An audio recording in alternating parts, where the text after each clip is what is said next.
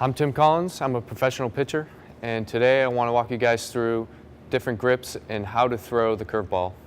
So to start it off, I'm going to teach you guys some grips, and the one grip that I like to use, I like to grip it on the horseshoe. Now the horseshoe is the seams that, as you can see, create a horseshoe. So what I like to do, and basically you got to find the grip that's comfortable for you. A lot of guys like to grip it with the seams as a two-seam. They like to grip it here. A lot of guys like to hold it on the other end of the horseshoe. So like I said, what's comfortable for you is gonna work best for you. This is how I like to grip it.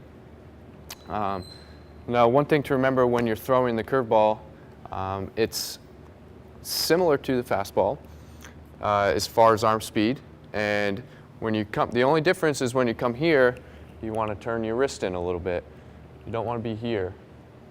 You want to turn your wrist a little bit so that when you come through, you're getting the ball to have that top spin. So one thing to remember is, or one thing that I like to do is pre-cock my wrist. So when I break my hands from my glove, I like to cock the wrist before I even get to the top part. So when I get here, I have in my head that all I have to do is pull down.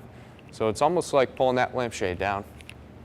Pull down, get as much top spin on the ball as possible, and that's going to create the ball to go down. So I'm going to go back on the mound and throw a few for you guys so you guys can see what it looks like in a throwing motion.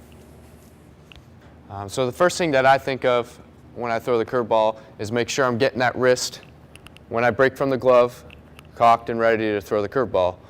So when I break the hands, I like to cock my wrist back, and when I go through it, I want to pull down as much as possible. Make sure I'm getting that forward spin so that it has some depth. Once again, make sure that you're cocking that wrist, come through, pull the lampshade, make sure you're getting that forward spin, and really pull down on the curveball. So some things to remember when you're throwing a curveball. Like I said, make sure you're cocking the wrist. Make sure you're getting up here on top so you get that top spin on the baseball. And one other thing to remember for the curveball is when you're a little bit younger, try to stay away from the curveball as much as possible. I think a good age to start throwing the curveball is, once you get to that full distance, 60 feet. Right around the 12, 13-year-old age is, for me, a good age to start throwing the curveball. So that's some things to think about. Again, I'm Tim Collins, and that's how you throw a curveball.